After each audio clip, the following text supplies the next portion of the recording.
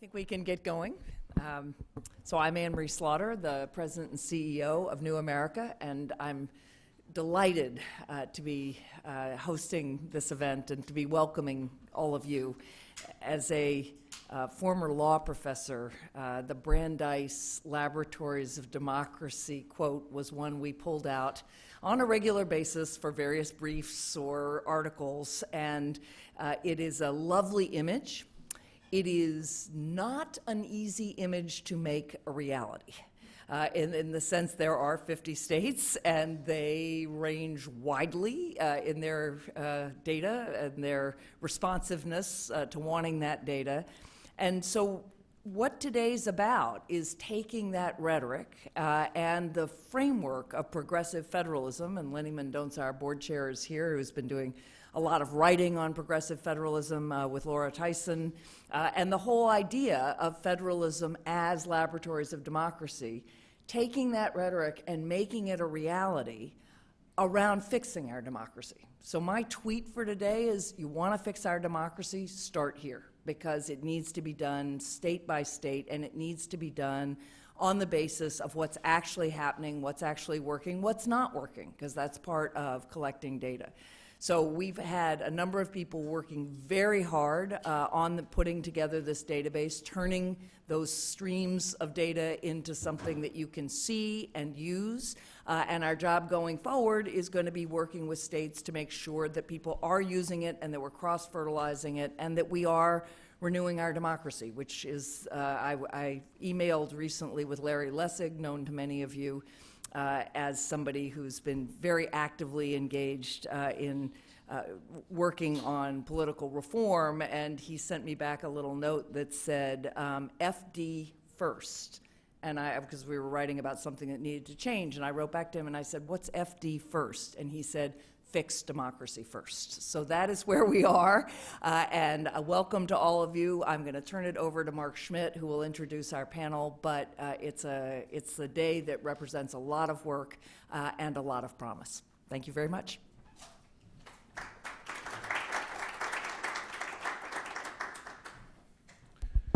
Thank you very much, Anne-Marie. I appreciate that. I'm Mark Schmidt. I run the Political Reform Program here at New America, and what we're going to be talking about today is a project that's a part of a much larger initiative, which we'll talk more about, to really connect people who are doing FD, as it were, primarily from the state and local level, and do that across a range of issues, not just campaign finance reform, not just redistricting, but a whole range of issues. So we're going to do two things today, which is we're going to unveil and talk about this web resource that we've developed, and we're also going to talk more broadly about the concept of federalism as a path forward, and we're releasing a paper by Lenny Mendonca and Laura Tyson on that topic at the same time. So we're going to touch on a couple of different areas. I'll do quick bio introductions of people as we get in a little bit. I won't do my own, but I will start with a bit of a personal story of kind of how I feel I got here. And it goes back 2 decades. I was working on Capitol Hill for former Senator Bill Bradley from New Jersey, and I was working on, we had a very small staff, so, I had a million issues that I worked on, welfare reform and urban policy and labor and a bunch of other things. And I said, what I really want to get into is really fundamental issues about democracy. And the senator was really interested in doing something about campaign finance issues at the time. Very different climate. We were, people talked about things like soft money that back then.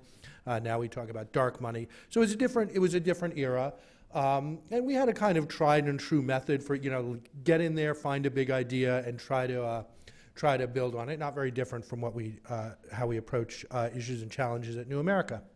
And so I said, I really want to do that. Nobody was really doing it. I was like, I really want to take up this issue. I really want to find something significant that we can that can be a marker for getting involved in this issue. And I dug into it, and it was like the whole issue was, it was like World War I. It was like total stalemate, skirmishes over an acre of territory. Anytime you got into a conversation with somebody, you'd hear about something that happened in the Carter administration where somebody betrayed somebody and everything went south. It would make you run away. And as I dug into it, I realized, actually, you don't want anything to do with this Washington fight, but there's really interesting things starting to happen in the states. And this was 1996. You had Maine doing, people organizing in Maine around the Clean Elections Initiative, the first of those.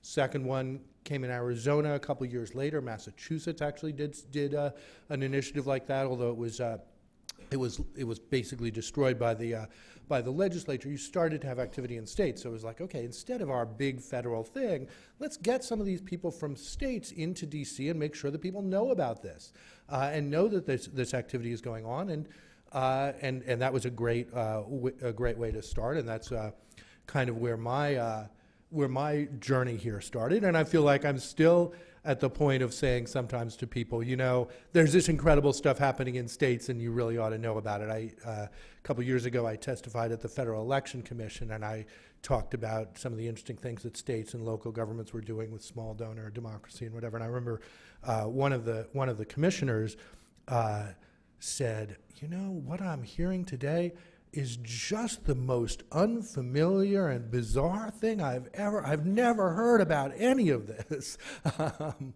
And so I feel like we constantly have to do that.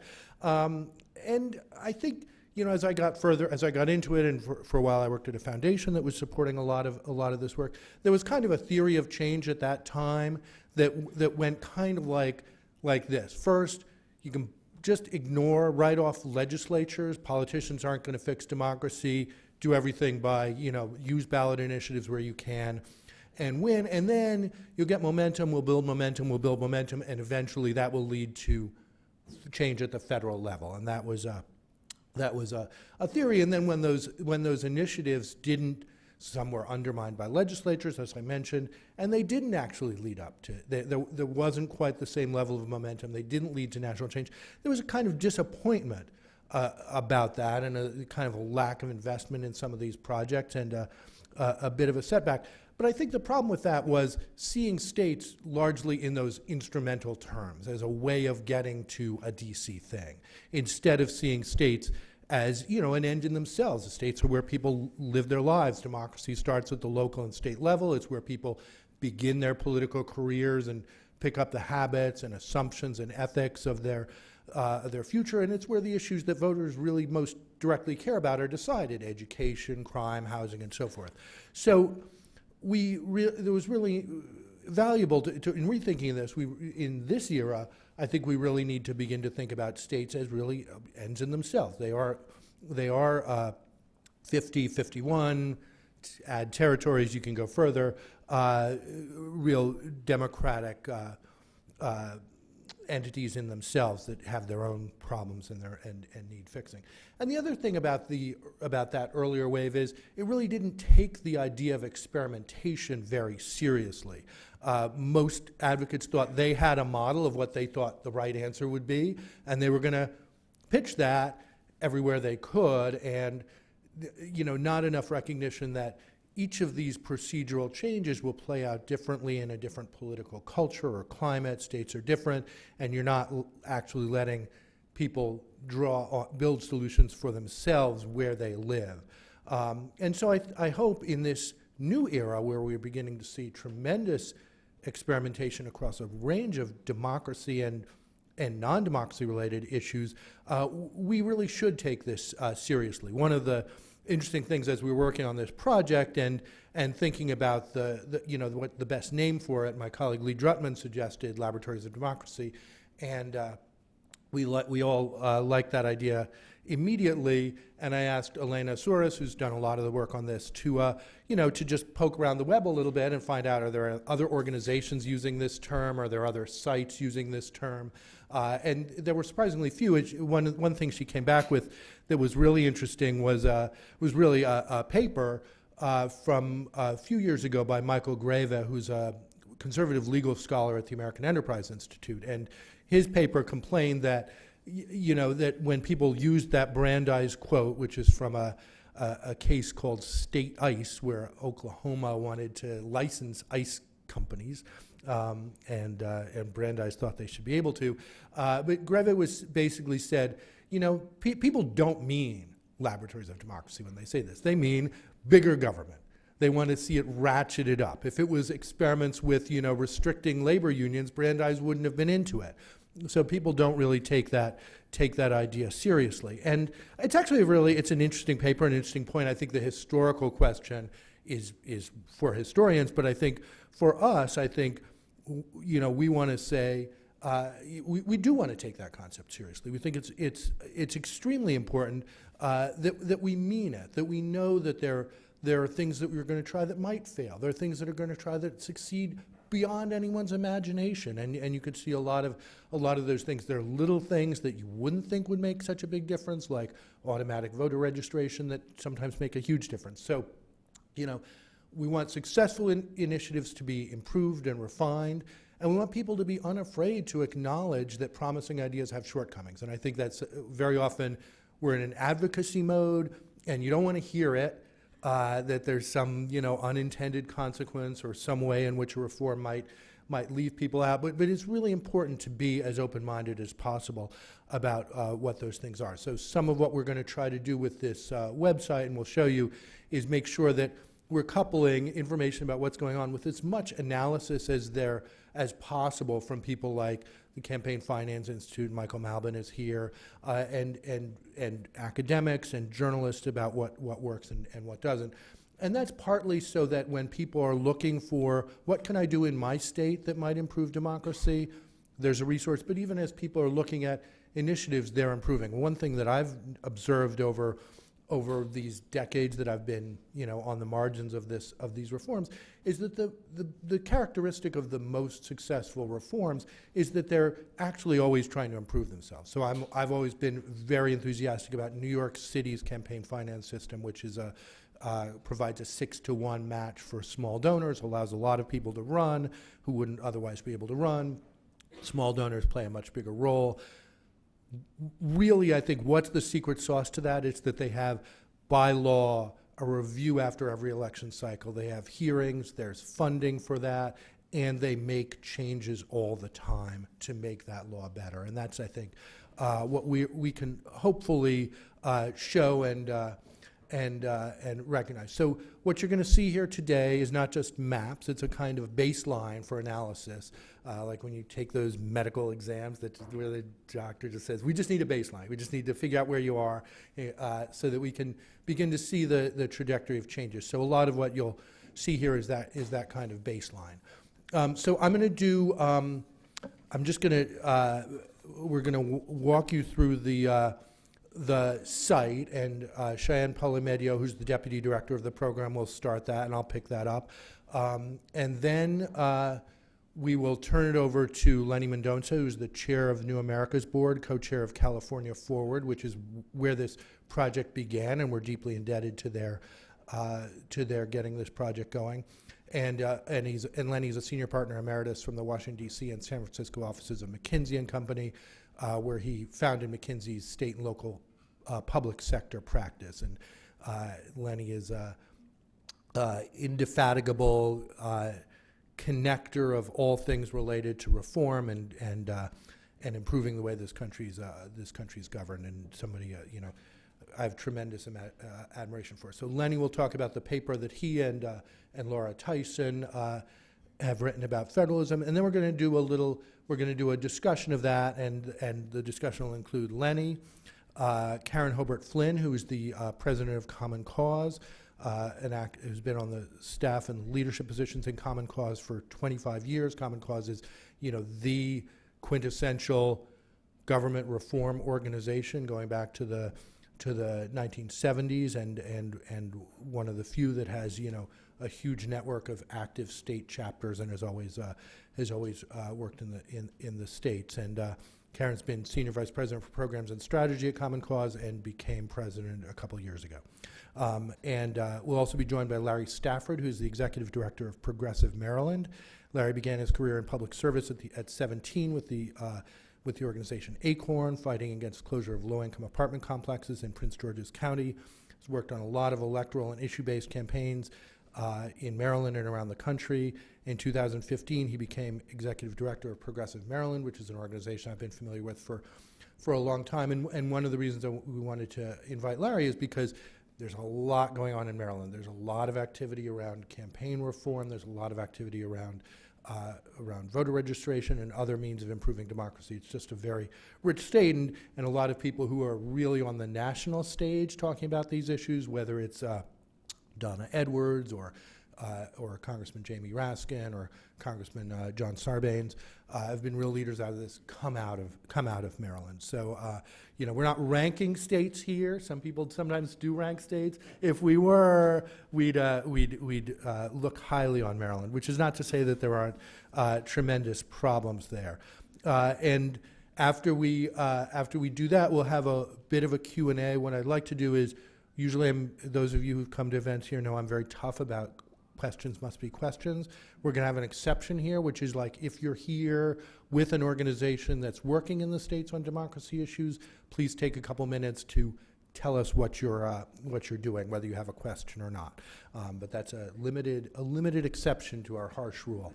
And then wrapping things up, Chris Gates, who is somebody I've known for years and years as the president of the National Civic League, the Sunlight Foundation, Philanthropy for Active Civic Engagement, and really the mastermind of this project through its California Forward phase and going forward.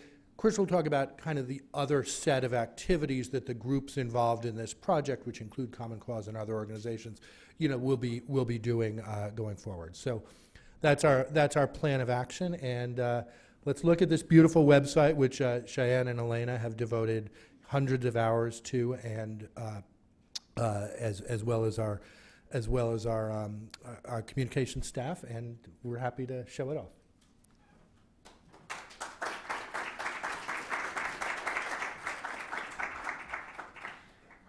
Hi, friends. I'm Cheyenne Pulimeja. I'm the Deputy Director of our Political Reform Program here in New America. And before we run through the website, I just wanted to say a few thank yous. The first one is Elena Soares, who works with us in the program. Without her, we couldn't have done this.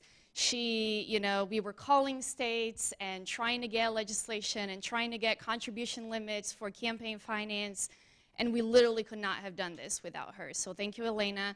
The second person I want to thank is Kirk Jackson, who coded all the visuals. So this website only looks as beautiful as it does, thanks to him, who worked with us and really, sat down with us to think about how do we show this in a way that's accessible, in a way that, if you're not an expert on political reform issues, you can still, learn something and try to figure out, like, what's going on in my state and what can I learn about it.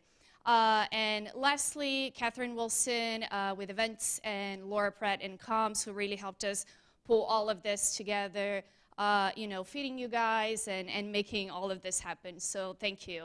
Now I'll go ahead and talk to you about the database. So Elena, if you could scroll up, and Elena is in the studio, so I'm not just talking to somebody who's in the ether. Elena, so we have divided the database in a few sections. So the first one is registration and voting, electoral systems, and campaign finance. And I'll be going through parts 1 and 2 and just show you some of the cool features of the database. But we also have some really other cool stuff. We have the state profiles, which I'll run through later on.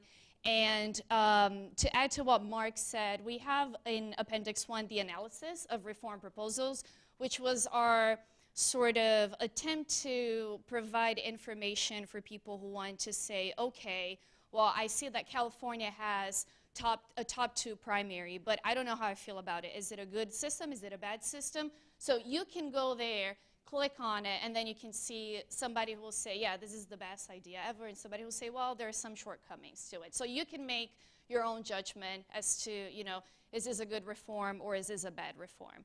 Elena, so let's go to the first one on registration and voting systems. Parts 1 and 2, were much easier for us to put together thanks to the amazing work that the folks at Fair Vote and Common Cause and the Brennan Center for Justice do, and cataloging all of this information, making it really accessible and much easier for us to sort of really gather it and put it in the database. So for the first one, Elena, could you scroll up a little bit more? Elena? So one of the things that you can do with our map, you can play around with it. So let's say if you want to see registration, online registration, so green states are the states where you have online registration, red states are the states where you don't have it. But you can also just click on yes or no just to see which states have it. And then you can click on no and then unclick yes just to see which states don't have it. So that's a really cool feature. We can, for voting, can you click on voting, Elena, please? Thank you. So we can see early voting and same thing and no excuse absentee voting. And one of the things that we wanted to point out is that a lot of this doesn't necessarily follow a blue state, red state pattern. So it's worth the time to play around with it. If you think that oh, X state is really backwards, they're not doing anything, you might be wrong. So take the time to check it. If we keep scrolling down, I think we have one more section. So another way that we decided to show the data is with the dots, which are the states. So one of the cool things is you can see, let's see, California has early voting, right? One of the cool things that you can do is you can click on California and it takes you to the profile of the state. So here you have a snapshot of all things related to California. So registration, voting, electoral systems, and campaign finance. So if you want to, if you're from California, like our friend Lenny, or Texas, like Elena, you can just click on your state profile and get a pretty good sense of where things are in relation to those three sections. And then we have a drop-down menu, and you can click on all the other states. I'm not going to take too much more of your time, so we're going to move on to section 2, which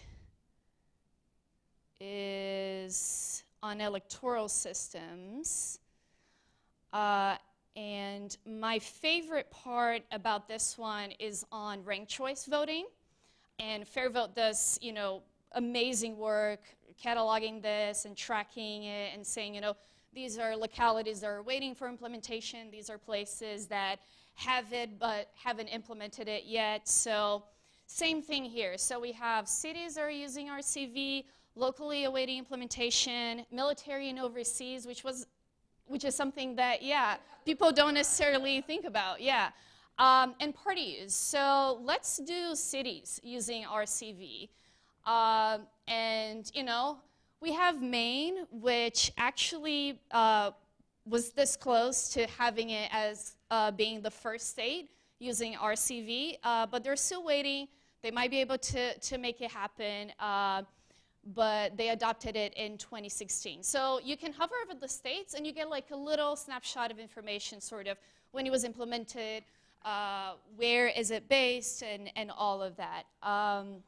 So that's our electoral systems page. And then if we scroll back up, Elena, we have primaries as well. So that's another really cool feature, and like I said, the top 2 primary, you can hover over California and you can see that. And then again, you can click on California, see the profile, and if you're not sure if top 2 primary is the way to go, you can always, go to our analysis section. Let's go there really, really quick, Elena, just so we can show folks. Yeah.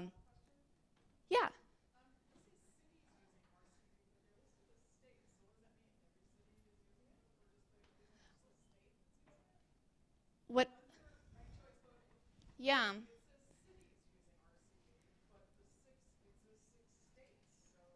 Well, you have to hover over the state, and then the list of the cities will come up. Yes. So, Elena, can we go back to the electoral systems? Sorry about that. So let's go. Yeah. So, for example, if you hover over California, and this map is still in progress. This is something that we can do a million things with it. We can add, however many layers of information. Ideally, next steps would be to have dots for the cities. But if you hover over California, you will see that Oakland, San Francisco, San Leandro, and Berkeley use RCV to elect all city officials. So sorry about that. So these are sections 1 and 2, and like I said, these were much easier for us to gather thanks to the amazing work that our partner organizations do. The section that Mark is going to cover, which is on campaign finance, was much harder. I can't emphasize enough the amount of hours that we spent on this. But without further ado, I'm going to let Mark come up here. Thank you guys so much. I don't think you need it. All right, thank you very much, Cheyenne, and thank you for all your work and leadership on this project. I just want to talk about a couple things. Elena, if you can jump to the campaign finance section. Again, here if you scroll down a little bit so we can actually get to let's start here. As you know, under really since the Buckley-Vallejo decision in 1974, the primary tool for campaign finance has been limits on contributions, because limits on total spending in campaigns have not been allowed. So you see a tremendous variation in the rules on contribution limits, and on contribution limits you'll see at the top very different categories: individuals, political action committees, corporations, in terms of what they can contribute to campaigns. There's a whole other world, of course, as we know, of independent spending and dark money spending, some of which we can be found and some of which can't. But this is primarily involves rules governing contributions to campaigns, and you see, variations that range from pretty modest limits, $1,000 or less. If you hover, you'll see the actual number. I don't know, Elena, you'll know this better than I. What's the, where you have the lowest limits? Kansas, that's a union. Can you go back to the individual donor category, and then pick a state that has relatively low limits. Some of them get pretty low, and then a lot of them, the darkest states, are unlimited donations. So again, tremendous variation, tremendous. Here in Texas, almost everything's unlimited, but again, it doesn't follow any real. It doesn't follow any red-blue pattern, and some of these are laws that states have adopted relatively recently, and some of them have a longer history. One of the things that the Campaign Finance Institute will have some data like this, and what's great about it is they have some of the historical depth of how these laws came to be, which to me is really fascinating. I mean, there's really a lot of 1970s laws, and then there are 1990s laws, and some of the 1970s laws are rusty, and people, in a sense, don't want to fix them. You realize, I was riding in the subway the other day with a friend who's a lawyer who does compliance for corporations and how they have to adhere to pay-to-play rules and so forth in various states, which are limitations on, specific limitations on firms that do business with the state, typically financial firms. And I started talking about this project, and he started reeling off about the difficulty of, how the people in his firm and how hard it is for them to figure out what the rules are, what they have to comply with in various states. So sometimes complexity is accidental and sometimes complexity is very intentional. Why don't we scroll down a little bit, just show a little more of what's here, Elena? It's like, it is like Siri or whatever, you actually have to say it, even though there is an actual person.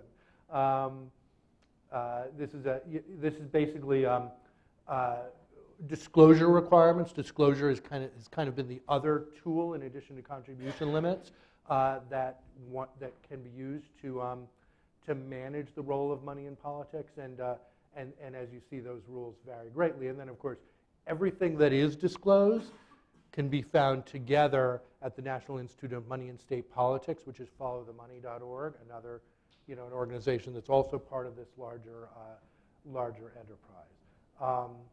And then let's go down because I want to keep things moving. You see different kinds of things that are required to be disclosed.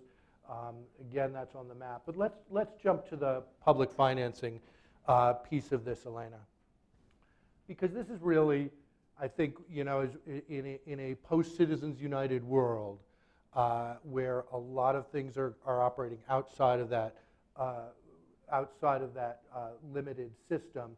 Really, candidates still need money to be heard, to get their message across, and there's really only, you're not going to use limits entirely to end corruption, but public financing remains one of the best solutions for doing a couple different things. One is make it easier for people to run and be heard, but also encouraging people to participate in the system. And usually in a public financing system, almost always, people will agree to spending limits in addition to, as a condition of receiving public financing. Now, I said at the beginning that we had, there was full public financing in Maine was kind of where my journey here got started, and that the momentum, that it didn't move as quickly as people hoped at that time. And you see a surprising number of states here that have something, and there's a couple different characteristics here that you'll see when you go into this in depth. One is, just as we did with ranked choice voting, we did decide to include some states on this map where the public financing is in cities, not in the state as a whole. So New York State, has a lot of problems at the state level, and again, Campaign Finance Institute research has been extraordinary on that. But the public financing in New York is really fantastic. So we have that on the map. The other things that you'll see sometimes are states where the public financing is for a pretty limited set of offices, like New Mexico, I believe it's for the Public Utility Commission, or judicial as well. And that's an unusual, and then they have some municipal public financing, but they don't have it statewide, although sometimes those commissions are super powerful. So that's some of what you're seeing there. And then you're also seeing some places where you have kind of much older systems that really aren't used very much. So there's a mix there in terms of what you can see in public financing. But I think the overall picture there is there's a lot of hope, there's a lot of promise, there's a lot of states that are really embracing this idea. And I think there's a tendency to say, nobody's going to go for that, it's welfare for politicians, there's no way that's any kind of solution. The reality is, I think if you look at a map like this, is that one of these things is these systems do survive. Arizona, for example, which enacted its law in 1998, and there's a lot of grumbling about it, and it's had a lot of, it hasn't made the state a perfect democracy, and there have been waves of fairly vicious anti-immigration politics, but the basic rules of the system have been broadly supported.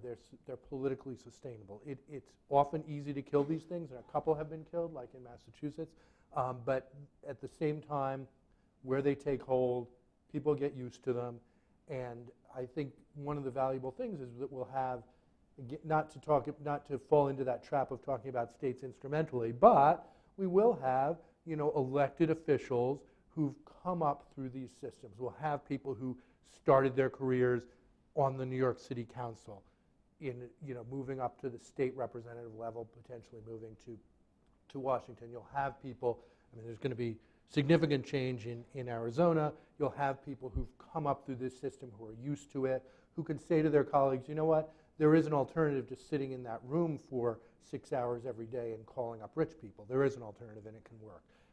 And so I think we're gonna see that, and I think it's really exciting to be able to, you know, just show in one place where this progress occurs.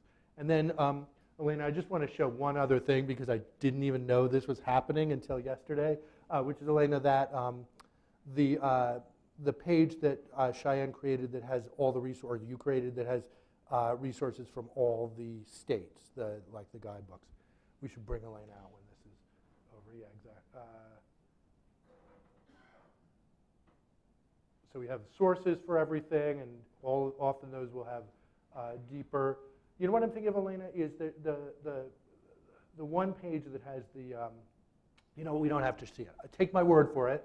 There is a page here where you can go to, basically we've pulled together all the, here it is, the guides for candidates on how to operate within any of these systems. One of the things that we have a little, you know, it's like when you get an email from a lawyer and it says nothing in this email should be construed as legal advice. That's a general disclaimer on this site as well. Like if you want to run for state legislature in Oklahoma, don't rely entirely on the information here, but we do have access to the information that you would need if you were to do that. So that's I think the state of that of the database. We will be continually refining it. I think we would like to, you know, show more of an indication of where reforms are municipal or not. We will build in more of a means to make sure that people can see where initiatives are coming up, people are organizing, things are starting to happen.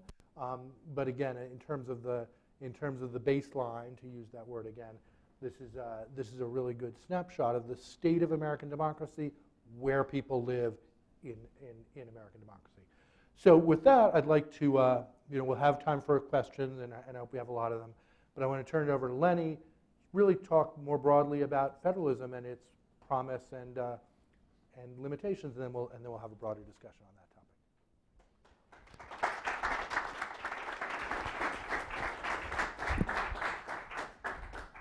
So thank you, Mark, and thank you in particular to your team, Cheyenne, Elena, and everyone for, as you can tell, this is an enormous amount of work to get this information to be in a place where it's clean, clear, accessible, and useful to those of us who are in the field trying to figure out what's actually going on and what might you do with it. And so I just want to once again express my appreciation both as the chair of New America and as the co-chair of California Forward that tried to get this up and running. My appreciation for Mark and his team. This is an extraordinarily rich database and a source of information and ongoing understanding for the field that's invaluable. So thank you again very much, Mark. I would like to very quickly describe a little bit of the context about why I think this endeavor is so important. And I want to place it a little bit more of a broader historical context about how reform has happened in the country. And today, as Mark said, we released a paper that's on the website called The New Era of Progressive Federalism. It's written by my friend and colleague Laura Tyson, who could not be here today but is deeply engaged in this, who was in the head of the Council of Economic Advisors for President Clinton, is now at Haas School of Berkeley, as well as substantial support from former New York Times writer Ed Andrews, have written a lot of pieces over the last couple of years on the topic that we call progressive federalism.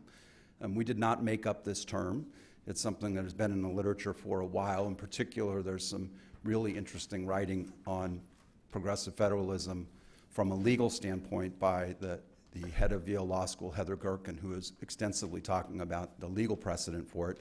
It's also been something that has been written a lot about in the Journal of Democracy from Andre Cherney and others. But we decided to explore the topic about what is the possibility that we can create an era of change by leveraging these laboratories of democracy. And if you looked at just even the brief overview that Mark and Cheyenne did of the database that they showed, you see that there is in fact an enormous amount of experimentation. It is a set of laboratories that are occurring across this country. There is wide degrees of difference about what's going on, but they are, in fact, doing what our representative democracy was designed to do, to create a platform for change and experimentation and learn what works. And what we argue is that that is actually the mechanism by which democracy renews itself, and that we're in an era now of the potential for that to be something that isn't just a nice academic exercise that's happening episodically in places around the country that aren't relevant, but is in fact how change happens at a substantial scale in the United States. So let me start with a few sentences about some circumstances, and I'm gonna read this because it leads into our paper. Markets are soaring and wealth is growing, but most of the gains flow to the people at the top. Technology is transforming daily life, but is also fostering deep anxiety about the loss of jobs and, in fact, entire occupations. Cities are thriving as magnets for the wealthy and the ambitious, but rural Americans often feel left behind and resentful. Hostility towards immigrants have become intense and sometimes violent. Disillusion with government is high, and many citizens are convinced that wealthy interests are hijacking democracy itself. Amid all the dysfunction, however, new plutocrats have stepped up as philanthropists to underwrite social reform. Does that sound familiar? Well, it was actually taken out of the language of what was described over a century ago when the progressive era started at the end of the 20th century, or the beginning of the 20th century. So this is not like these things have ever happened before, have never happened before. And we're not obviously saying that history is going to repeat itself, but as often attributed to Mark Twain, history often rhymes. We think there's some lessons from that the roots of what change could be is already underway. And we argue that there's this opportunity for a new era of reform called progressive federalism. I should start with, by progressive, I don't mean the current depiction of how that word is used in the last election cycle. I'm not trying to argue that we should all be Bernie Sanders. Some of you, I'm sure, are, but that's not progressive. Progressive, I mean, in the same terminology that was used over a century ago. It doesn't mean left or right, Democrat or Republican. It means progress towards goals that the vast majority of Americans agree with and both parties ascribe to. In fact, one of the original American progressive, Teddy Roosevelt, then in the U.S. Republican Party and later in the U.S. Progressive Party, declared that he always believed that wise progressivism and wise conservatism go hand in hand. This is not a political perspective. It's more a question about how do we continue to ensure progress. And what we will argue in this paper is that there is a lot of evidence that these things are in fact happening around the country, and what we need to do is try and connect and accelerate them, which is what the beginnings of this work on the database that Mark showed can do. If you want to get a little bit more about what happened in that era, the progressive movement in a very short time achieved some remarkable successes that are still in place today. Among them, an independent Federal Reserve to set up monetary policy, the Clayton Antitrust Act to break up monopolies and promote competition, the nation's first income tax, new regulations over modern transportation, including the Interstate Commerce Commission, Food and Drug Administration for food safety, and child labor regulations. Many of those, particularly those on labor conditions, began in the States, particularly in New York. It was also an important time for education innovation, and importantly relevant to the conversation we're having today, was really instrumental in reforms in politics that were quite transformational at the time. The 17th Amendment to the Constitution established the direct election of senators. The 19th Amendment established the right of women to vote.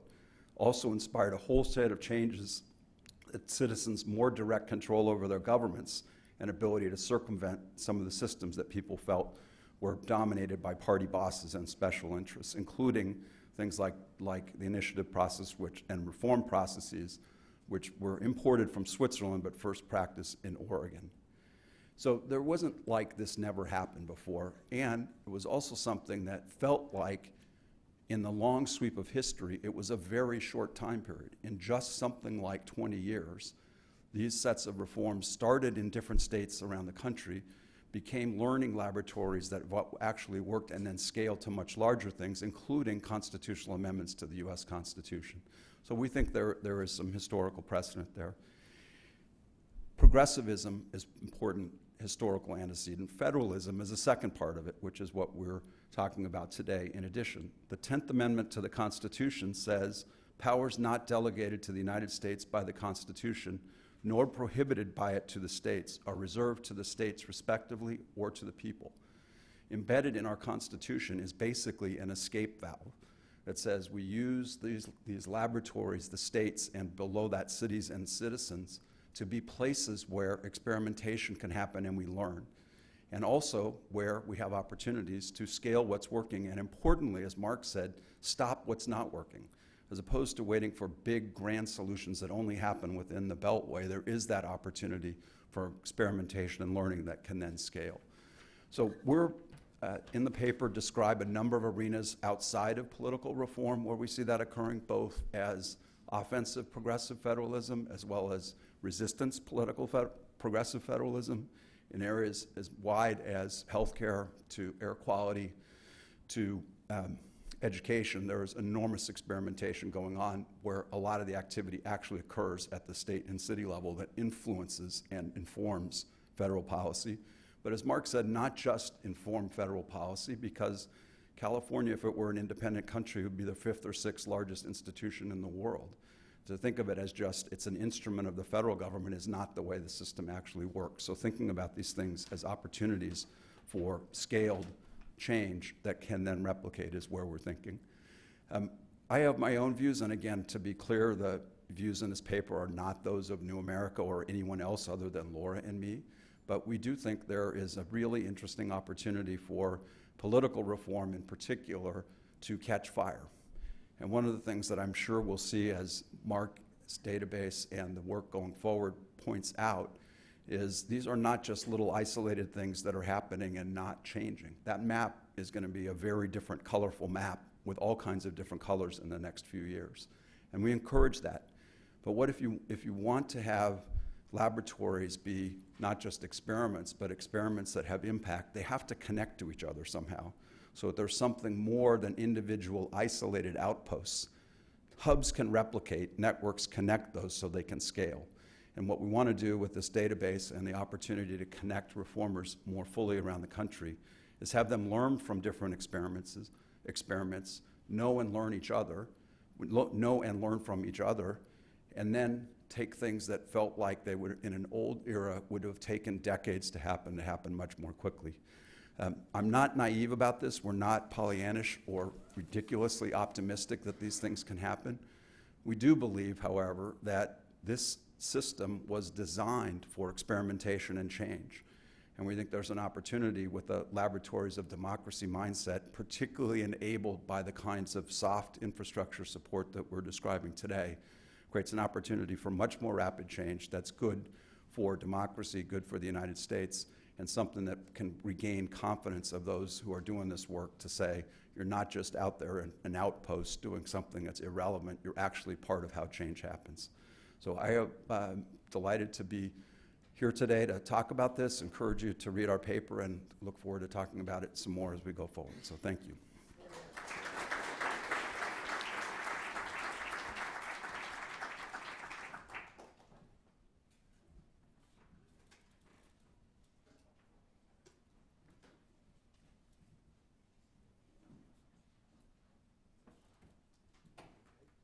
Now, hopefully you remember all the introductions from before, and we'll just assume you do. I'd kind of like to start with Larry, if you don't mind, because I think we've been talking in pretty big picture terms, and if you could just give us a little bit of a sense of what gets people excited in Maryland, how and you've worked outside of Maryland also, how does this feel on the ground? Yeah. So, hi everybody. So, in Maryland, I think what gets people excited to start with that is the opportunity to actually have an impact on the policy discourse that can change their lives and change the lives of people in their community. And it depends on which part of the state and who you talk to, because we definitely, so our organization, Progressive Maryland, when we work in Montgomery County, in some sense there are probably many people in this room from Montgomery County actually too. Look at them. There we go. But, so like people who can see it from an academic sense and a very real, tangible sense in their community, like what policy change means.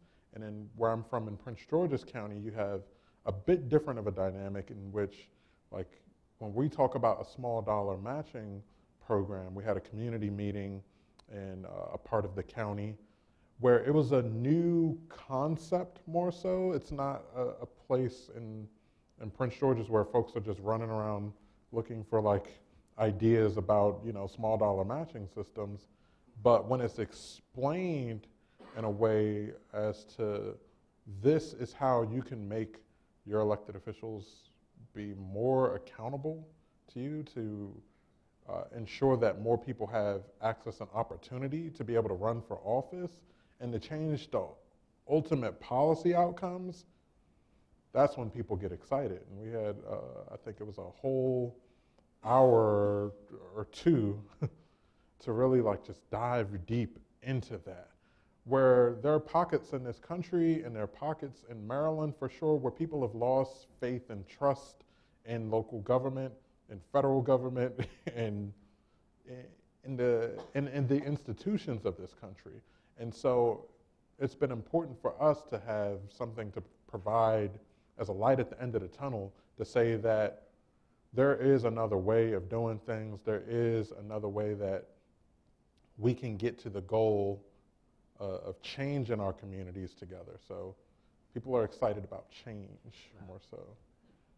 Than the specific, like the promise that they can be I part think of there are it. certain people who like love small dollar matching programs in Montgomery County because this is something they've always thought of as like, yeah, we got to make sure that democracy is more vibrant in a theoretical concept perhaps, and yeah, let's get big money out in an activist kind of concept. Like there are always those people, but when I talk to folks that think a bit differently, who wake up in the morning thinking about, you know, how are they going to put bread on their table at the end of the day, they want to know if this works and is this actually going to make people more accountable to them. And in certain places, there are officials that are controlled by, you know, moneyed interests at the local level. It's developers or builders or whomever, and sometimes their decisions are totally disconnected from like the ground, and people wind up seeing that case after case after case, especially if they pay attention to local politics. And so they need to know that anything that we're doing is actually going to mean something different in terms of a policy outcome, or else it's less meaningful. It's just, you know, decoration. It's just, you know, something that makes us feel good, perhaps, but, you know, doesn't get it done. And how does it feel when you're talking about these issues in, you know, Cumberland or the Eastern Shore, or the other parts of the state that are a little further away from where we are right now? Yeah, so yeah, getting out in Maryland, like Maryland's like a microcosm of the country to a degree, because some people think of Maryland as like, you know, the DC region or just Baltimore City is like cosmopolitan in some kind of way, but Maryland is also Alabama. You know, it's rural. There are very conservative parts of the state, and I had the benefit of having worked for a candidate in 2014 who ran for governor using the public matching system. And so we did a fair number of events all over the state, and where we found actually our most surprising pockets of support were in places like the Eastern Shore, Western Maryland. The rural corridors of Maryland were where there were people who were just hungry for something, hungry to be engaged.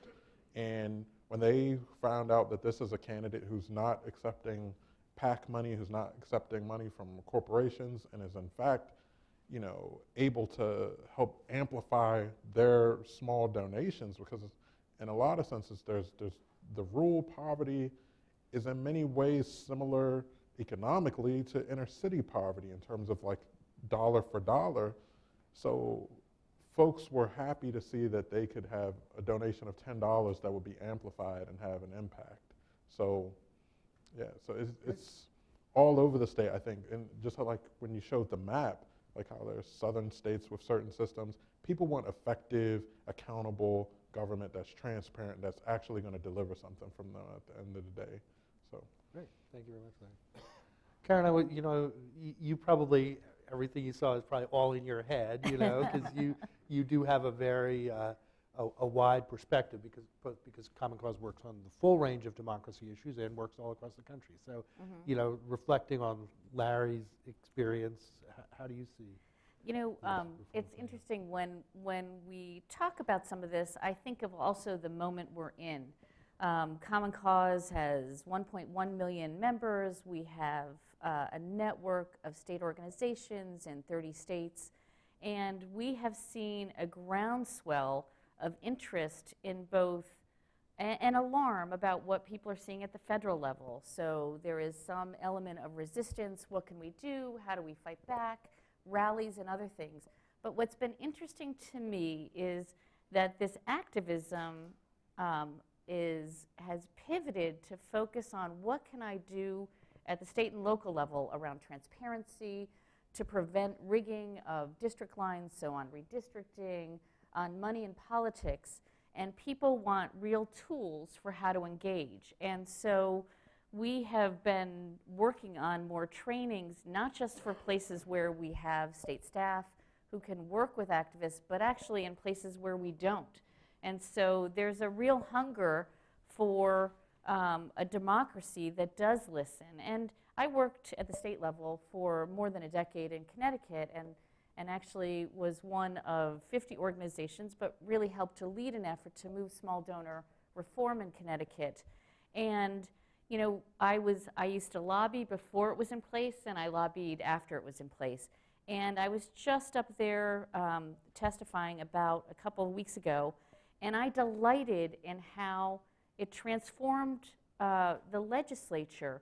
Newly elected members of the legislature who had never run under the old system treated the powerful lobbyist who owned who basically owned the agenda, worked by giving large sums of money to leadership, and they could kill a measure, and also they worked with leadership to move measures, and these were Democrats, leaders. Those newly elected did not know who those lobbyists were and treated them like they were any other person who had information. And from our perspective, information is fine. But when you tie that with money, it has a different kind of power. And it isn't just how they legislate, but we have seen a number of reforms move that you never could have gotten before. Environmental reforms, getting rid of payday lending. There has been paid sick leave in Connecticut. It is both how they govern and also that they run.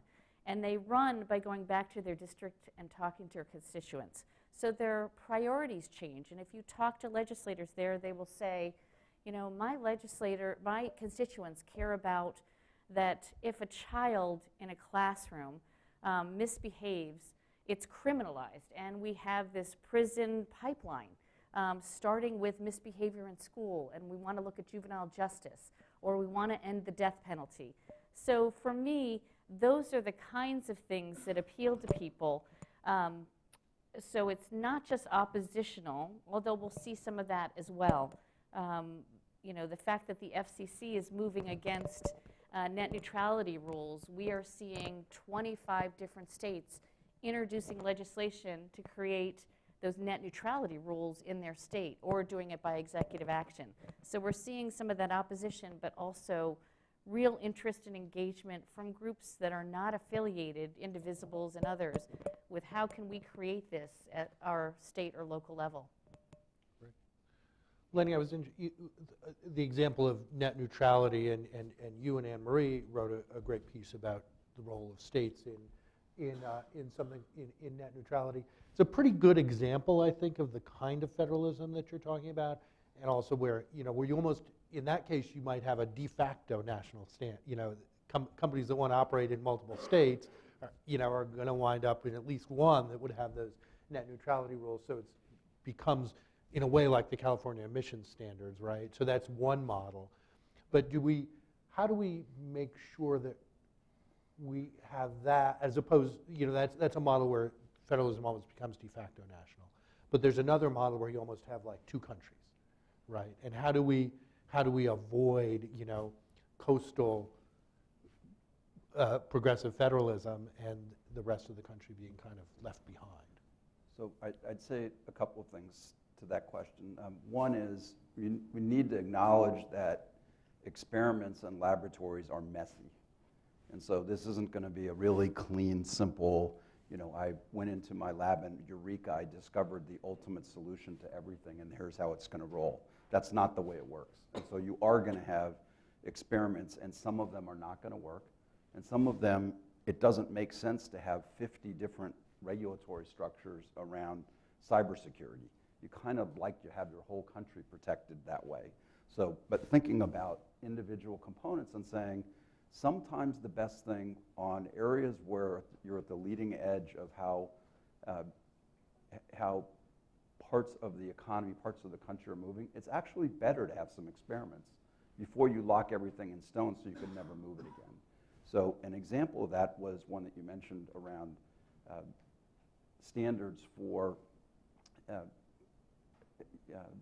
use of electricity or energy emission standards, that it'd be great if we had national aspirations around that. But it's also true that parts of the country can establish those, then if they're large enough or they're help set standards for other parts of the country, they become a de facto national standard. So you can't basically sell a car in the United States that doesn't adhere to California's emission standards because it's too big a market to ignore.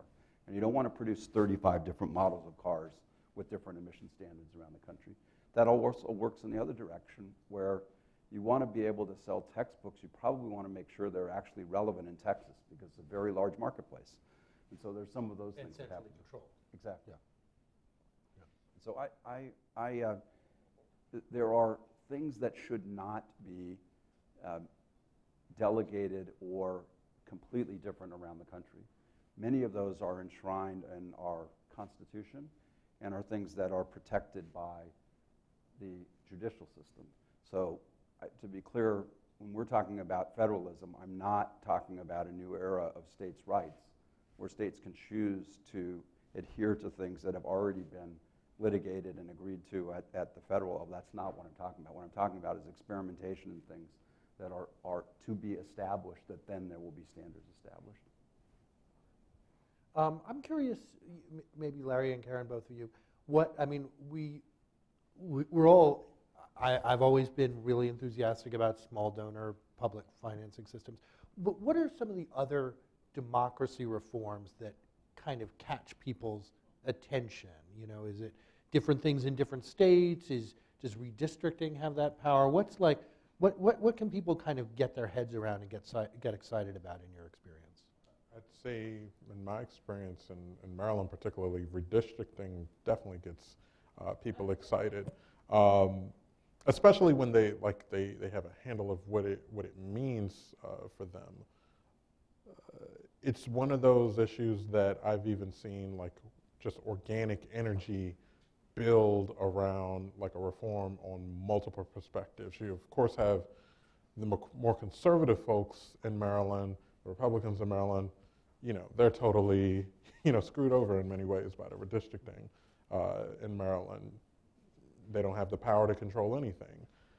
And then you even have amongst, in my community in Prince George's and Baltimore City, people that see how like communities of color are being like used in many ways to prop up other politicians. So folks think that that system is unfair when it's like controlled by politicians who in some cases are drawing lines so distinctly around someone's house in examples in Maryland just to get someone out of competing with them and choosing their own voters.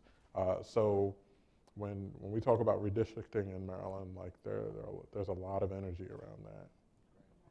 I would agree with that.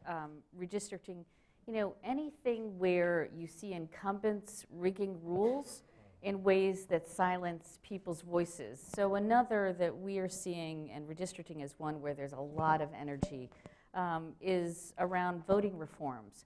We've seen a wave of measures coming at the state legislature since 2010 with photo ID, proof of citizenship, and other ways that make it difficult for people to vote.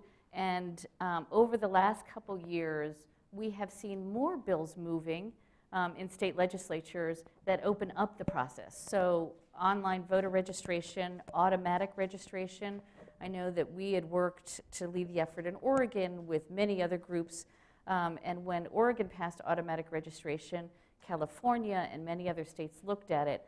And the other interesting thing about that is that we brought together, and so have other groups, election officials to share their experiences of that. So there's a learning, and you're also seeing these jurisdictions moving and expanding, the databases that they could use to bring people in. So in California, besides using DMV, they're looking at public universities. So you register for a class, you're automatically registered. You can opt out if you want to, but it's bringing a wider swath of people in.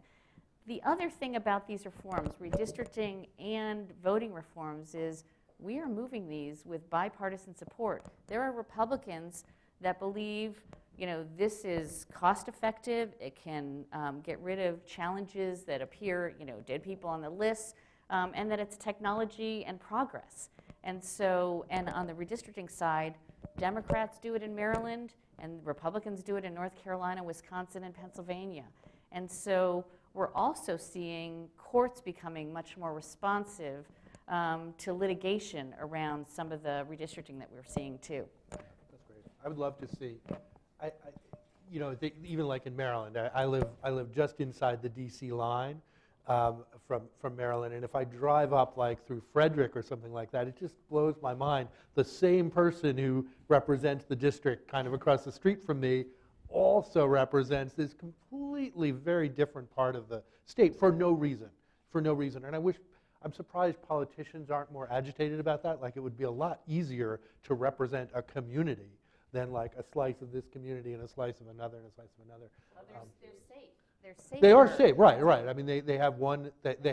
They trade off one advantage for what would hopefully be another.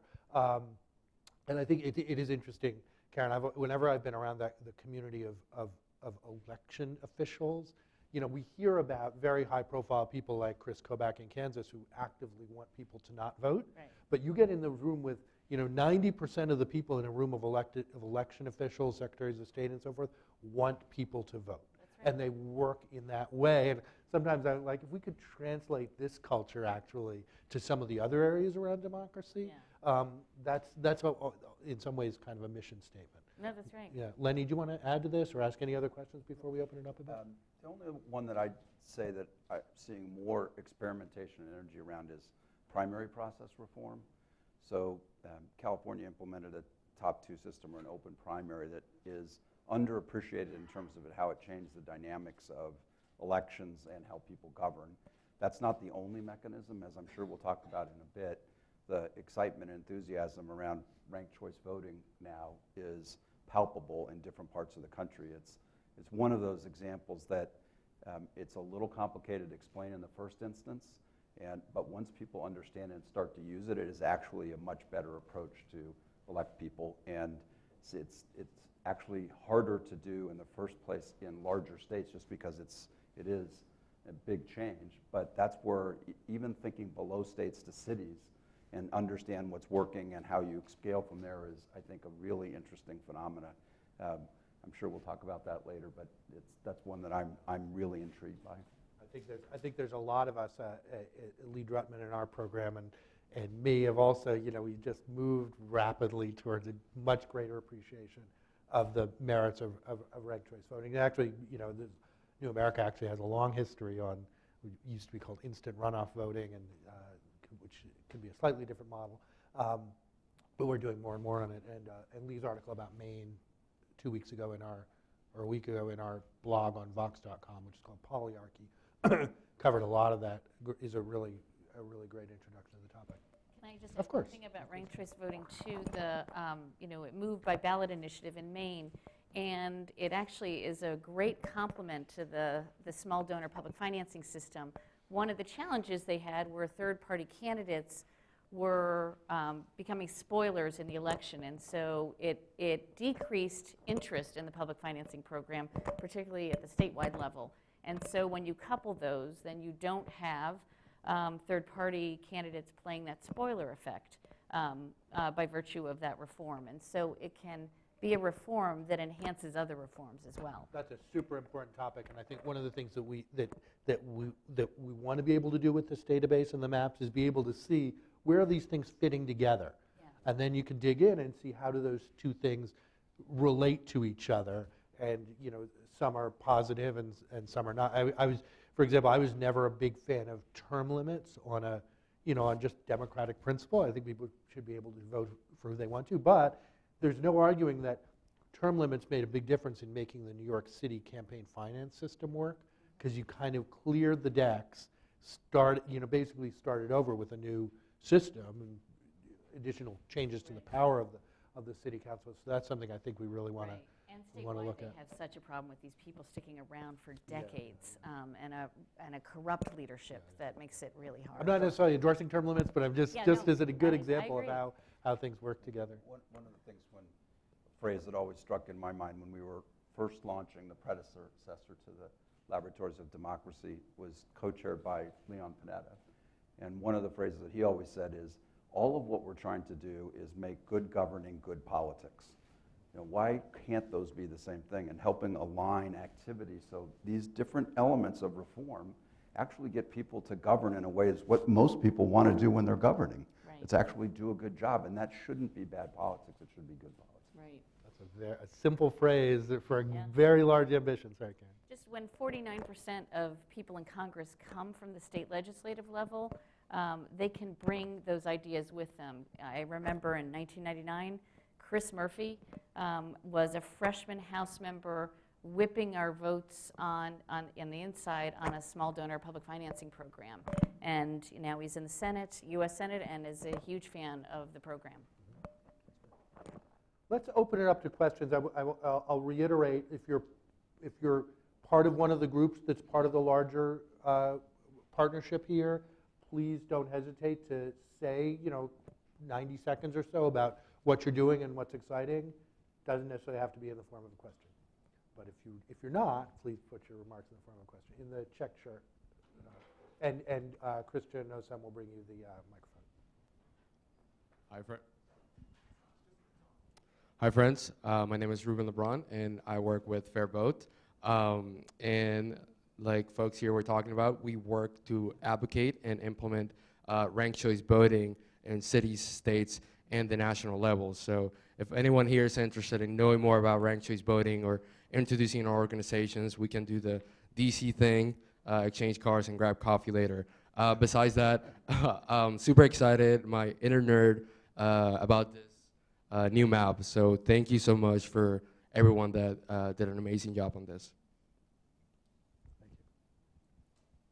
Right next to you. Hi, I'm Marcia Johnston. I work with Arlington Dems, among other things.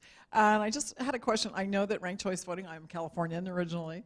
Ranked choice voting is lauded by many, and I also know that on a party level, there are people who really hate it. So, because it causes parties to have to compete against themselves in primaries and things. So I'm curious on your end, what you guys believe ranked choice voting may do to parties. I mean, there are founding fathers who were very much against parties as something that was not a great thing for a republic.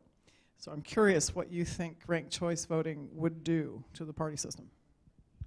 Well, I think one thing it can do is allow new parties to form, or new parties to form that can pressure entities that have an ability to pressure existing parties. I think of, for example, the Working Families Party in New York and several other states, which is not whole, and there they have the advantage of fusion, which is to say they don't have to run candidates, they don't have to run their own candidates for every position. They can cross-endorse where they want to, but they have a ballot line that enables them to do that. And they could choose to be a spoiler or not be a spoiler. And a ranked choice voting system can do the same thing. A candidate can say, I'm not too far from the Republican Party, but I think we can do better than what this party's been producing, and that will play out. Now, yeah, sometimes that may actually turn into a third party. I think a system, and Lee's written eloquently about this, a system, there is, you know, we call it Duverger's law, that democracy leads to two parties. It's not a law, but we've created some groundwork conditions that make it very, very difficult for any kind of other party to emerge, and there's a lot of value in having some fluidity in how those parties and candidacies emerge. So we see all these, you know, earnest columns that say, you know, people are really going to, this time there's really going to be a third party, and well, there's not unless you have a system that makes it possible to get started without being a spoiler right away. So that's where I see the value of it. And yes, if I were the chair of a Democratic Party, I probably wouldn't be a big fan of it. But that's not my job. But the question and the question there makes me think about also like the interest that I believe parties should have in like broader like election reforms in some ways, especially or after Citizen United, where like now like we're moving further and further into a place in which parties have less and less meaning as outside organizations can spend in unlimited ways and take the place of parties in the way of like the Koch network. So I would hope that at some point parties see the interests of, you know, reforms around money in politics particularly.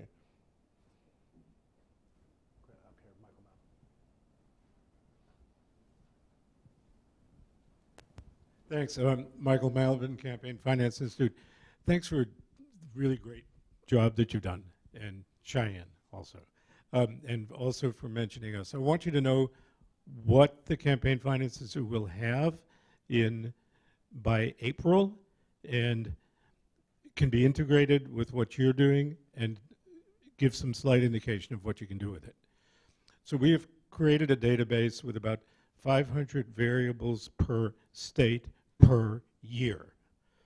And for every 2 years from 1996 to 2016, and before the fall election, it will go to 2018. And about 10% of them are in a very fancy and really fun kind of graphic that covers the kinds of things you cover, but lets you sort and let you by variable, rank the states in any given year, see how things change, and so forth and so on. And then you can also download either what you see or the entire database or part of the database. What's the importance? The importance goes to Lenny's comment. If you really want to not just look, but you want to understand what works, then you want to be able to look at not only do states differ, but to be able to gather together the states in different years, at different times, and see the ones that have one kind of policy versus another kind of policy, and then to go to your point, to link them with policy outputs, or with the National Institute on Money and State Politics, to link it with patterns of people participating or donating, and that's all going to be unlocked by having this, and by having the National Institute of Money and State Politics unique donor identifiers.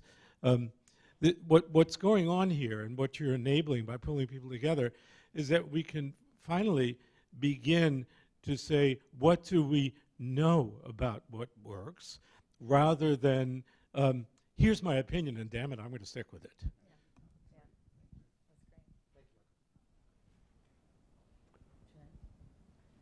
Right here in the second row.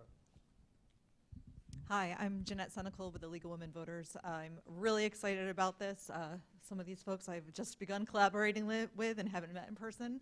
But we work in all 50 states on many of these issues. We have about 700 affiliates that are working on good government across the country. And we're really excited to see how these things do interact with one another. And you know, one of the things that I think we don't take the time to talk about when we're talking about laboratories, and I like this learning theory that we're talking about now, is sometimes the biggest lessons are from our failures. But since we don't ever want to talk about our failures, it's really hard for us to learn from them. And I think that, you know, changing our whole kind of way we approach these issues so that we can take a moment to think through what the failings were, so those lessons can come forward as well, because they do help also inform the successes. And I think that this is really going to help move some of those pieces forward.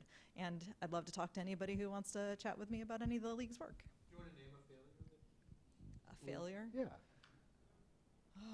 It doesn't have to be your own. It probably shouldn't be. Like. A failure. Well, you know, we haven't been able to fix Citizens United in any way, right? Having not, or we have allowed choice to be eroded over and over and over again without looking at, from our side, from at least the league side, we believe in choice. We have lost, but the other side won. And how did they win? There's a methodology there that we could actually learn from, and I think actually apply to Citizens United in an approach and a strategy to helping us win on Citizens United. So anyway, the successes and failures, who's winning and who's losing, I think that, you know, looking at things in a new way, it could be really helpful. Can I give you one that's a failure? Yeah. Having an initiative process that's disconnected from a legislative process is a recipe for disaster. So, you know, California, as an example, had a set of budget box balloting that's constrained legislative choice going back over 30 years, 40 years now. And that didn't have to happen if those things were aligned. It's a really technical change in terms of being able to have the legislature not override citizens' choice, but have a chance to influence that citizen choice and make it better and then move it forward. I think that's an example of something that I wish we had realigned the calendar. We would have never had Prop 13 in California if we had had that. And I think I can name something that maybe I wouldn't characterize as like a failure. Maybe we can all share our failures today. That would be real fun. My secret plan was to get a therapy session going here. Therapy. But in Montgomery County, where we have the small dollar matching system now in place, and this is the first year where it's fully online and there's an election. So I wouldn't characterize this as like a failure necessarily, but something I've been very disappointed in. And like one of our goals as an organization was to ensure that it becomes a more inclusive system and political process in Montgomery County. And thus far, you know, the filing deadline is not too far from now, but thus far it looks like it hasn't exactly resulted in that. Now, we're very happy with like the number of people participating in the system. Like, I believe like a great majority, I can't remember the exact percentage of people participating in the program, but the great majority of candidates are using the small dollar matching program, which is a resounding success. It drew more people to run for office than I think ever before, at least in my memory, in Montgomery County. However, like in terms of the diversity of candidates that are successfully leveraging the system, it leaves something to be desired. So I think it's good for me to hear earlier about like the New York system and the constant refinement and the reflection that's needed as we do things. And I think it is important to be honest with ourselves and also to understand like what other types of reforms and what other types of strategies enable us to get to our goals when these policies are implemented, and something that we're thinking about very deeply.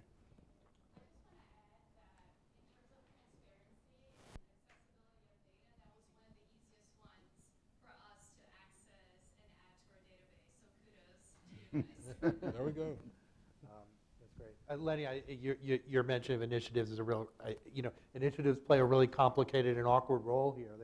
People put a lot of faith in them. This is the way to just get things done without wasting our time with real politics, and that's a little bit dangerous. I think we had, a couple years ago, we had a great session here with Holly Russell-Gilman, who's here and part of our program, talking about the idea of citizen initiative review, so that you're actually having some layer of discussion about what the terms are, as opposed to just, some wealthy person writes something up, gets into a little lawsuit with the California Secretary of State about their ballot language, but that's the end of it.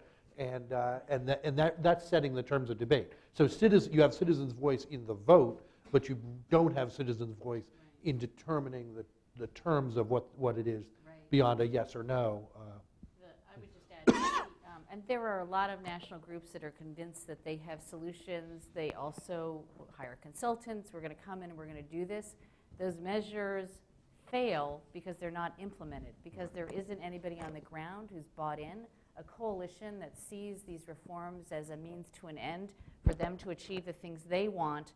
And so all of that money invested, and there are many on money in politics, but many on other issues, that money, goes right down the drain because there hasn't been infrastructure and investment in the groups on the ground, the leagues and others that are working on this to protect it.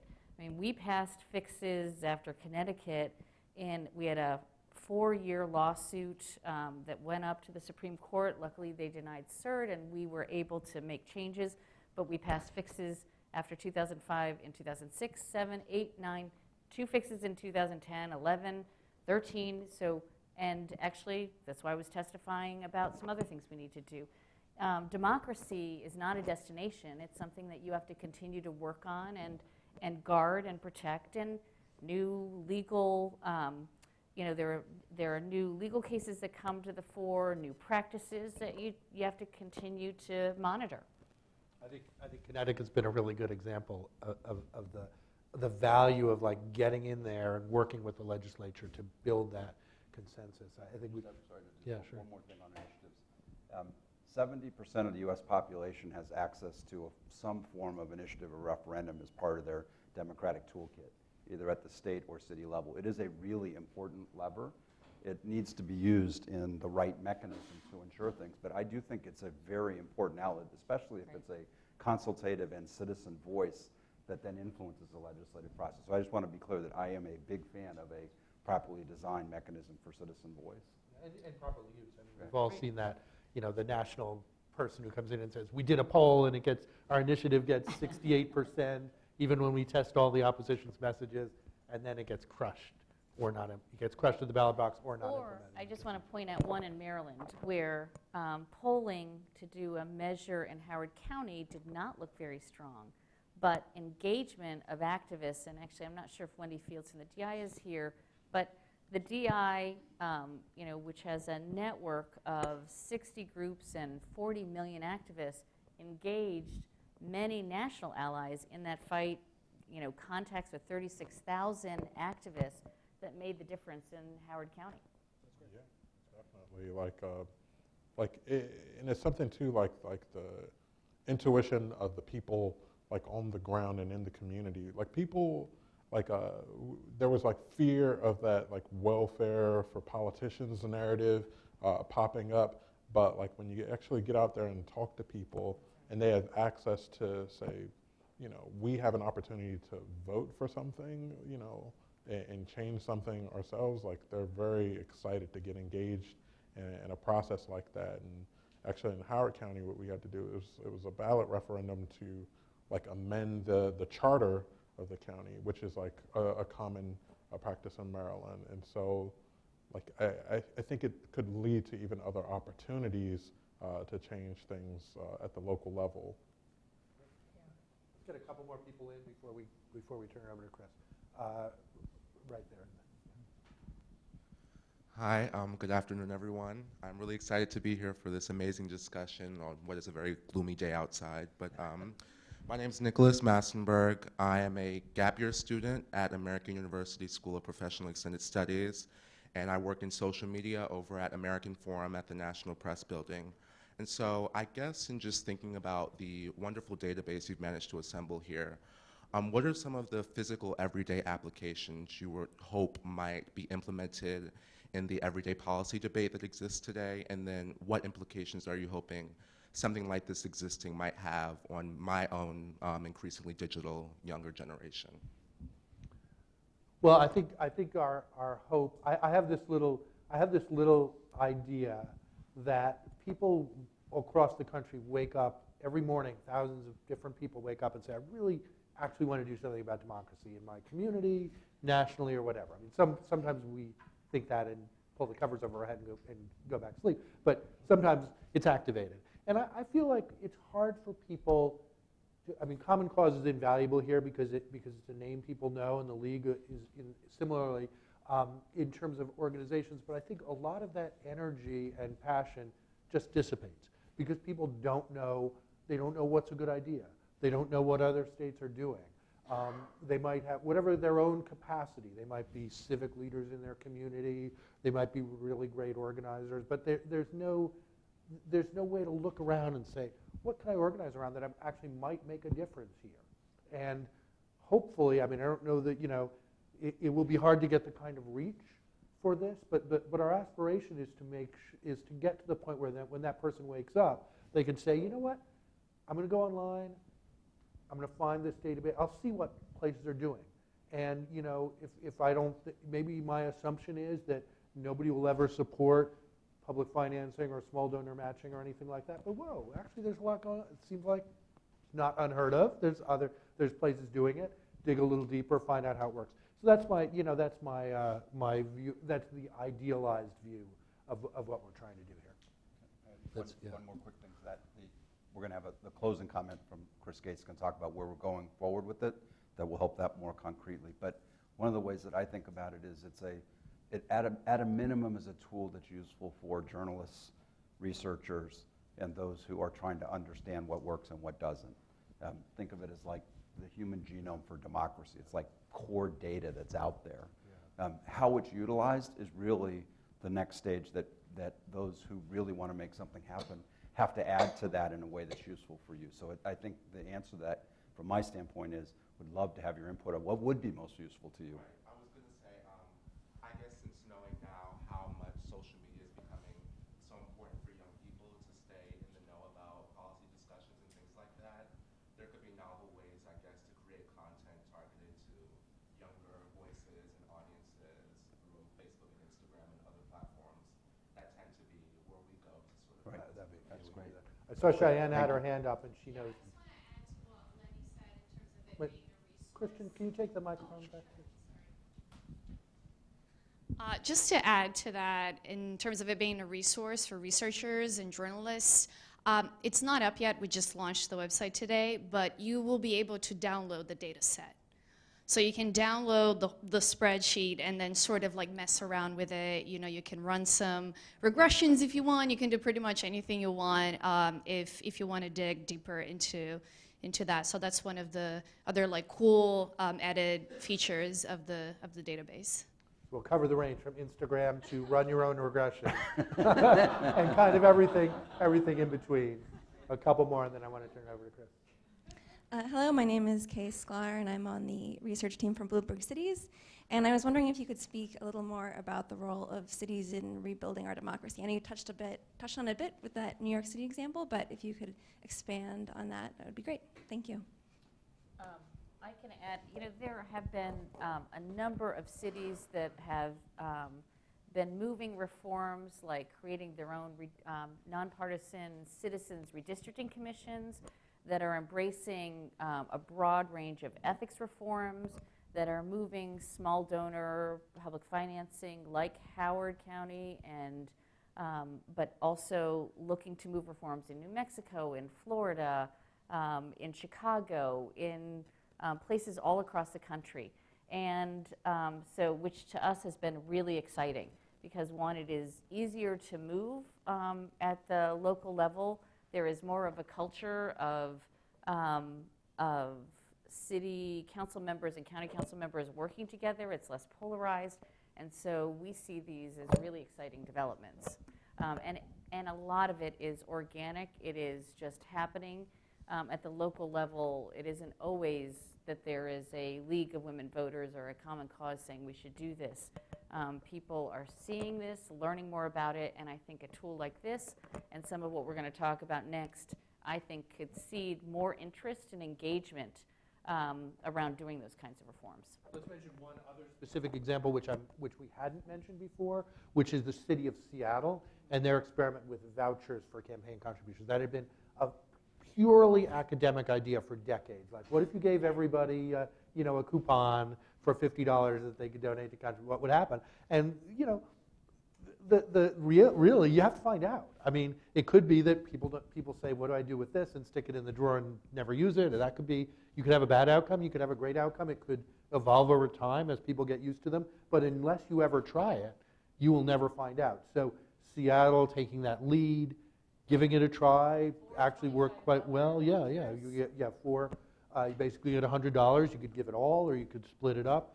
And they had the first election under that system, not including the mayor's race, but for city council candidates, and seemed to be a pretty effective, integral part of it. So, all right, great. Let's, Chris, why don't you stand we'll stay up here, and why don't you stand at the podium and talk about, the other activities that will be related to this.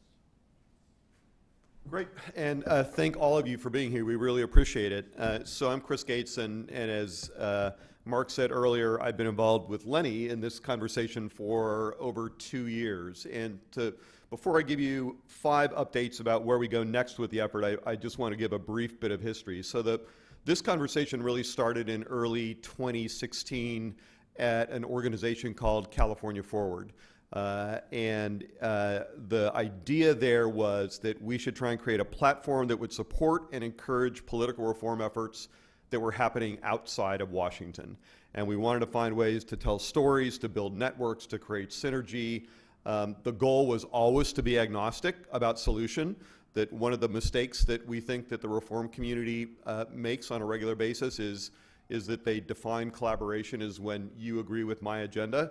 And we actually fully embrace the notion of using states and cities as modern day laboratories and trying different things. And the Seattle example is the perfect example for this, that it worked there and they could pass it there, and we'll see what the result will be. But the leaders of the effort there, has always been very much a bipartisan effort. The Democrat was Secretary Leon Panetta. The Republican was then Fresno Mayor Ashley Swearingen, and the team in California that I know are watching the stream, and so we just want to say thanks, but led by the Executive Director of California Forward, Jim Mayer, and then Katie Maple was the staff person who really drove the development of this for the better part of a year, and we couldn't thank them enough. So then 5 announcements about sort of where we're going to go from here. First of all, when we started the effort, we chose the name the 50-state solution because the whole notion was that what wasn't working in Washington was happening in the states. And what's become super clear, I think, to everybody in this space in the last year is that it is not limited to states. And that there is an abundance of awesome experimentation happening at the municipal level, at the county level, at the city level, cities large and small, about every aspect of democratic practice. And so we are definitely going to expand the focus of this effort from just states to states and cities. And so the new name of the effort moving forward will be Democracy's Laboratories, Reinventing Democracy at the State and Local Level. So it's Democracy's Laboratories, possessive then plural, and that'll be the moniker of the effort moving forward. The second thing to let everybody know is that we're really excited that the co-chairs of this project that this effort is going to be co-led by the folks here at New America and Common Cause. And so Lenny and Karen have agreed to serve as the co-chairs of this effort moving forward, and we think that's going to be incredibly valuable. And our model moving forward with this is truly a model of collaborative leadership and servant leadership, and nobody's trying to own this space. We're trying to encourage everybody else who's in this space.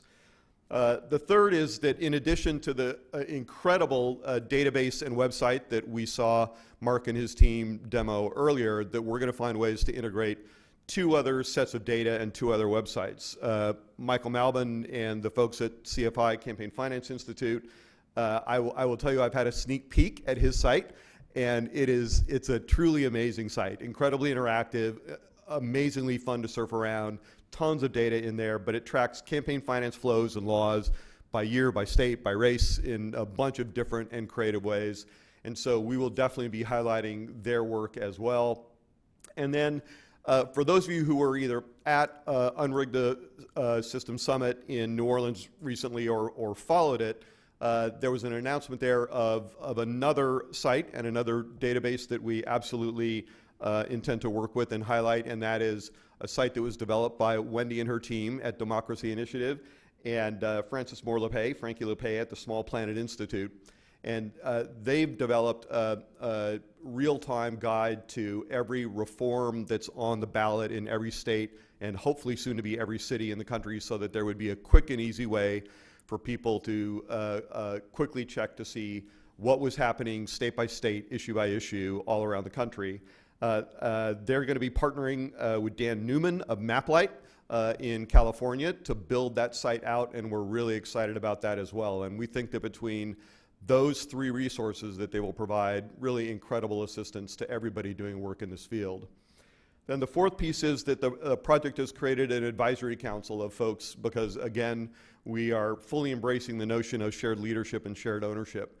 And the only point to doing this is to actually serve as a resource of the people on the ground who are doing this work in states and cities all over the country. And so the organizations that have agreed to join the advisory council, many of whom are represented here today, are the Brennan Center, California Forward, Campaign Finance Institute, the Center for Popular Democracy, DEMOS, Fair Vote, Lawyers Committee for Civil Rights, Legal Women Voters of the U.S., and the National Institute for Money and State Politics.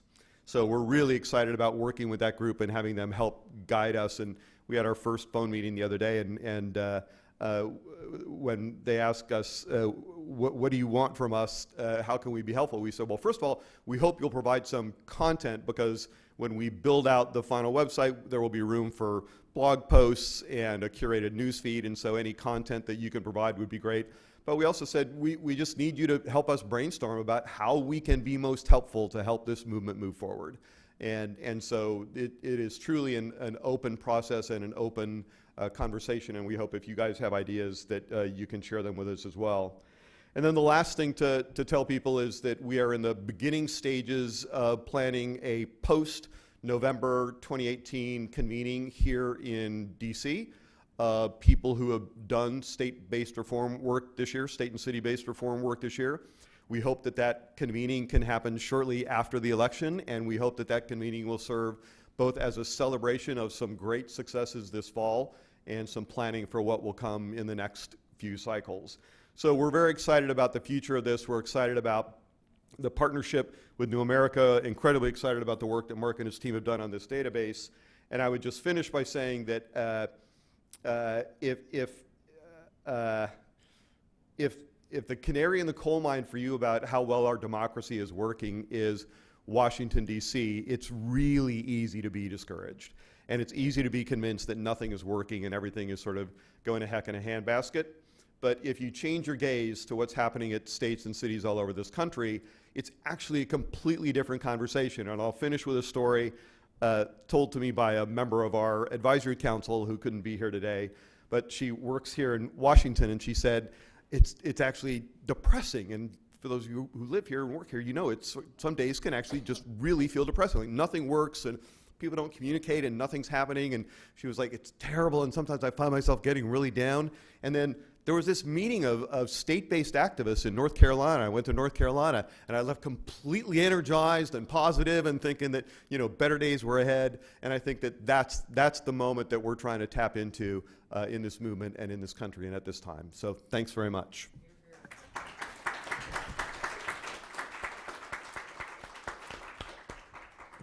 Thank you all for coming.